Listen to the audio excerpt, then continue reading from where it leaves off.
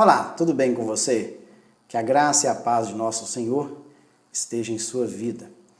Hoje eu quero meditar em um versículo que está no Evangelho segundo escreveu Lucas, no capítulo 17, no versículo 32.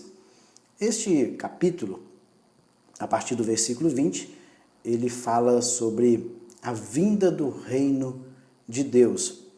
E no decorrer aqui da fala de Jesus, quando alguns fariseus eles vêm até Jesus e perguntam para o Senhor quando viria o reino de Deus. E Jesus responde para este grupo de fariseus dizendo que o reino de Deus não era de visível aparência. Diz também que nem dirão ei-lo aqui ou ei-lo lá, porque o reino de Deus está no meio de vós. E ele prossegue o texto aqui, quando chega no versículo 32, anteriormente ao versículo 32, ele fala sobre Ló, falando sobre, no mesmo aconteceu nos dias de Ló, comiam, compravam, vendiam, plantavam e edificavam. Mas no dia em que Ló saiu de Sodoma, choveu do céu fogo e enxofre e destruiu a todos. Assim será no dia em que o Filho do Homem se manifestar. E, prosseguindo aí, naquele dia, quem estiver no eirado e tiver os seus bens em casa, não desça para tirá-lo. E de igual modo, quem estiver no campo, não volte para trás. E o 32, o Senhor Jesus diz assim: lembrai-vos da mulher de Ló. Que é esta frase aí, Jesus dando uma instrução. Lembrai-vos da mulher de Ló. Guarde isto em mente. Lembrar é guardar em mente o que ele quis dizer aqui. Esteja isto em sua memória. Lembrem-se da mulher de Ló. Eu queria pontuar algumas coisas a respeito da mulher de Ló.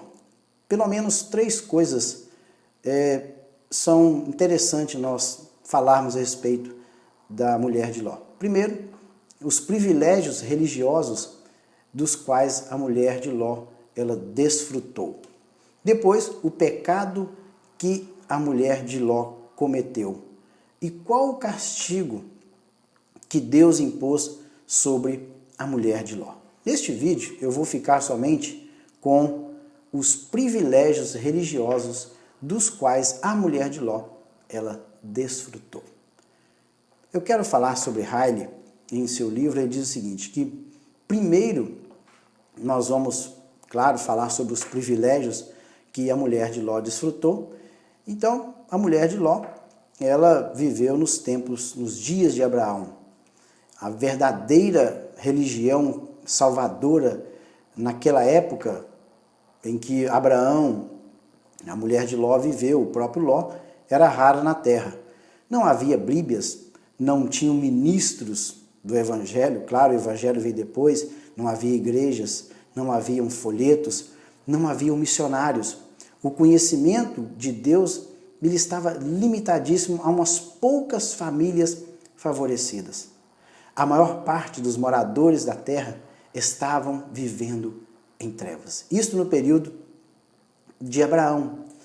As pessoas viviam em total ignorância a respeito das coisas do Senhor. Eles eram supersticiosos e viviam em pecado.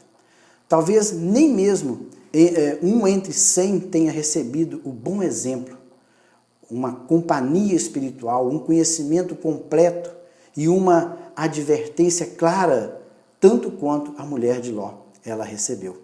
Comparado, se nós formos comparar as milhares de criaturas que viveram naquele período, nós fôssemos comparar, na sua época, a mulher de Ló, ela era considerada uma mulher favorecida. Por que ela era favorecida?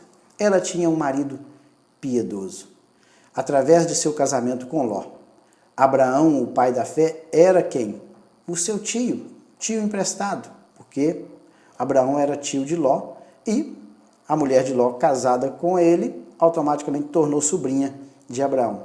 A fé e o conhecimento e as orações destes 2 homens justos não lhes eram segredos, pois ela convivia com os dois, tanto com Abraão como com Ló. E nós sabemos muito bem da vida íntegra e justa que esses dois homens viveram.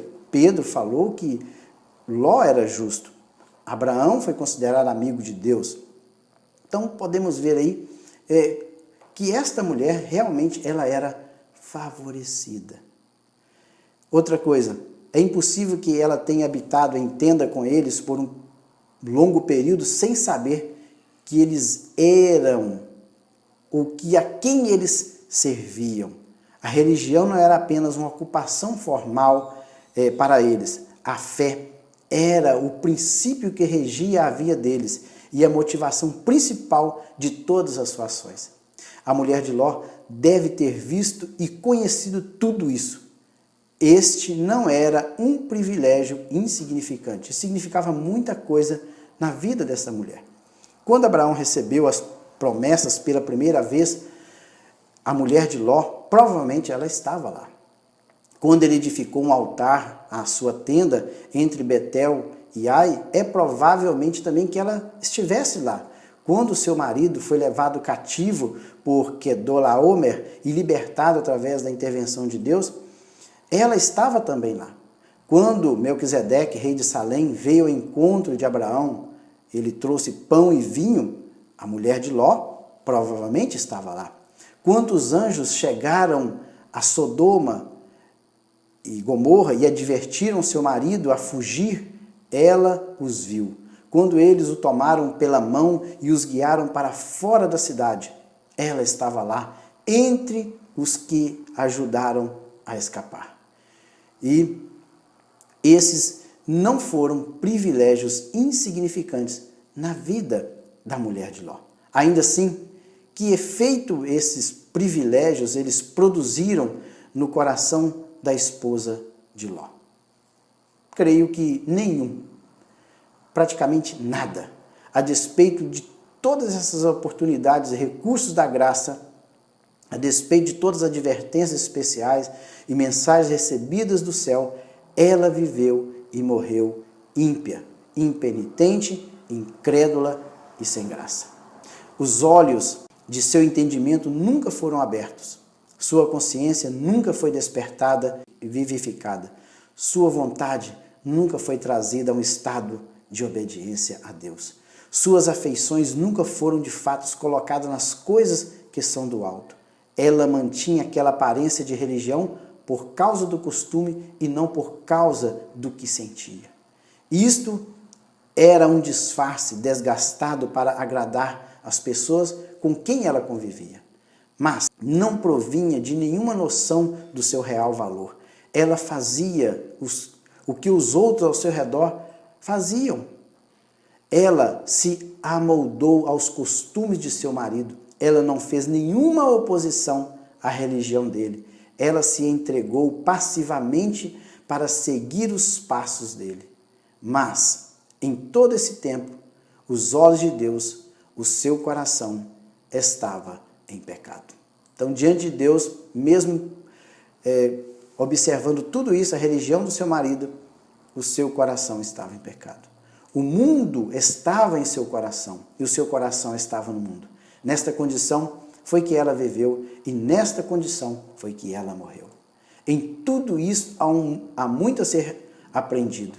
Vejo, neste caso aqui, uma lição para os dias de hoje. Nós vivemos em um tempo em que existem muitas pessoas semelhantes à mulher de Ló. Aprenda, então, que possuir privilégios religiosos não salva a alma de ninguém. Você pode ter vantagens espirituais de todos os tipos que você imagina. Você pode viver em pleno fulgor das riquezas de oportunidade e dos recursos da graça. Você pode desfrutar do que há de melhor em termos de pregações e ensinamentos. Você pode habitar em meio à luz, ao conhecimento, à santidade e às boas companhias.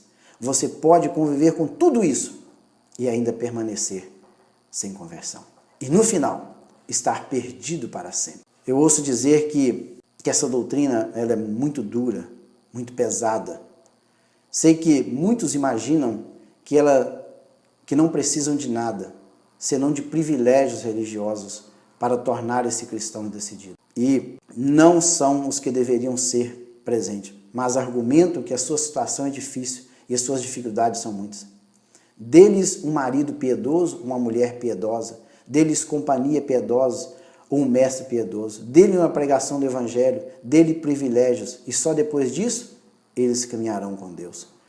Isso tudo é um engano, é uma completa ilusão. É preciso algo mais do que privilégios para salvar as almas, que não é só privilégios que os homens precisam. Eles precisam de algo mais. Eles precisam da graça do Espírito Santo em suas vidas. Que nós possamos valorizar os privilégios, mas não descansemos inteiramente neles, nos apoiando neles, que possamos desejar os benefícios deles em todas as nossas ações, mas que não os coloquemos no lugar de Cristo. Que possamos usá-los com gratidão, se Deus nos conceder, mas cuidemos para que produzam algum fruto em nosso coração e em nossas vidas. Se eles não produzem o bem, geralmente produzem dano. Cauterizam a nossa consciência, aumentam a responsabilidade, agravam a condenação. E para encerrar, o mesmo fogo que derrete a cera endurece o barro. O mesmo sol que faz com que a árvore viva cresça, esse mesmo sol faz com que a árvore morta seque e seja preparada para o fogo. Que Deus em Cristo o abençoe.